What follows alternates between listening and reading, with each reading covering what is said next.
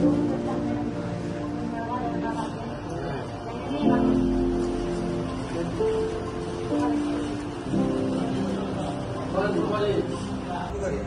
কোনোদিন দেখছিলাম তো তোমরা হাতি আগে তো মানুষের পরে, কিন্তু তোমরা তো রাখছো মানুষের এই হাতিটা মানে খেদানোর জন্য তোমরা যদি খুব করে এই হাতিটা তোমরা তোলার মতো বেশ মজা।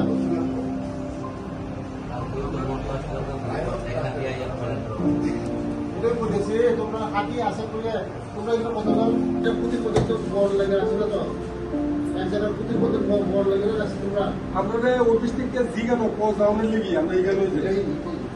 একদিকে যদি সবাই যায় সব দিন না, একদিন পর পর কেউ 2 দিন পর পর যদি এইভাবে ভাগ করে দেয় বেশিরা 6-7 করে বছরের মধ্যে তো ফাটিয়ে চাইতো না, তাহলে তোমার কোনো কাজই লাগছে না, বলে কি কাজ লাগবে?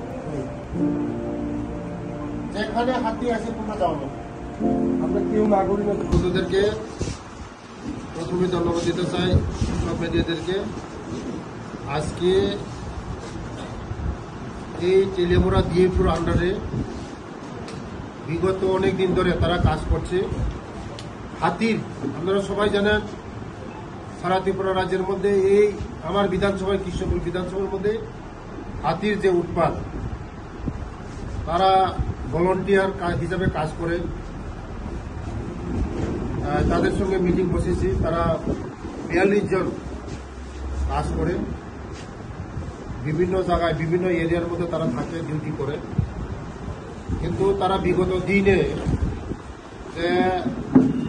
তাদের একটা দাবি নিয়ে আমার সঙ্গে আজকে মিটিং বসেছে। দাবি হলো তাদের মাসিক কমসে কম ন্যূনতম 5,000 টাকা করা। তারা 3 মাস 4 মাস পরে 6,000-7,000 টাকা পায়, এটা দিয়ে তাদের সংসার চলে না। কিন্তু অথচ তারা জানটা বাজি রেখে তারা কাজ করে, হাতি যে ভলান্টিয়ার হিসাবে কাজ করে। তার জন্য আজকে আমার সঙ্গে মিটিং বসেছে। আমি বলেছি আমি ফরেস্ট মিনিস্টারের সঙ্গে কথা বলবো এবং পিসিসিএফ এর সঙ্গে কথা বলবো এবং ডিএফির সঙ্গে ডিএফওর সঙ্গে কথা বলেছে, তেলিয়ামুড়া কথা হয়েছে। আমি মিটিং করবো তাদের সঙ্গে, একসঙ্গে মিটিং করবো।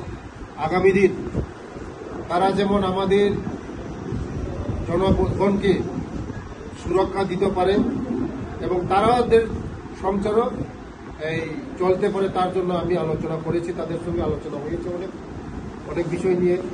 অনেকে 60 বছর 80 বছর ধরে তারা কাজ করছে, কিন্তু তারা মাইনা 1,000-2,000 টাকা পায়। এই মাইনা 2,000 টাকা দিয়ে কোনো কিছু হয় না, কিন্তু চান বাজি রাখে কাজ করে তারা। তার জন্য ওদের মালিক কমসে কম 5,000 করার জন্য ওরা তারা অনুরোধ করছে। আমি বলছি দেখবো, আমি কথা বলবো, পরে কথা বলবো। ডিএফওর সঙ্গে কথা বলেছি, আগামী কিছুদিনের মধ্যে ডিএফপি সহকারে আমি মিটিং বসবো, তাদেরকে কি করা যায়, তাদেরকে কাজ লাগানো যায় কিভাবে। যদি তাদেরকে কাজ লাগানো যায় হাতির সমস্যাও সমাধান হবে। আর আমাদের যে এই বনদস্যুদের দ্বারা আমাদের যে বন ধ্বংস হচ্ছে, এগুলি আমরা প্রোটেকশন দিতে পারবো। আগামী দিন আমাদের উপকার আসবে, তাদেরকে যদি আমরা কাজে লাগাতে পারি। এটাই আমার আজকে এই আলোচনা হয়েছে। আগামী দিন তার সঙ্গে আলোচনা করব। Thank you. আর আমাদের জনগণের অনেক প্রশ্ন উঠে, এটাও দেখতে হবে যে জনগণ অনেক সময় অনেক জায়গার অনেক গ্রামের মানুষ ফোন করে, তাদেরকে ফোন করে, কিন্তু তারা সময় মতন যায় না। সময় মতন যদি যায় আমাদের মাল মানে এটা বাঁচে। তার জন্য ফরেস্ট ডিপার্টমেন্টকেও অনেক সময় ফোন করে, অনেক জনগণ ফোন করে, কিন্তু ফরেস্ট ডিপার্টমেন্টও টাইমলি যায় না।